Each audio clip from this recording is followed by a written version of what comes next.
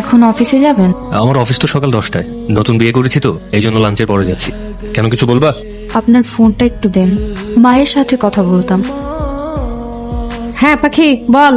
খালা, মা কেমন আছেন? সবাই ভালো আছে। আর আমি তো এক গার্মেন্টসে, তোর মা তো অন্য গার্মেন্টসে। রাতে বাড়িতে যে একটু মায়ের সাথে কথা বলাই দিও। আচ্ছা দিমুন, এখন রাখ। মার কাছে কোনো ফোন নেই কেন? খালা কিনতে দেয় নাই। ঠিক আছে, আমি গেলাম। অফিস থেকে আসতে এত দেরি হলো যে? জরুরি মিটিং ছিল।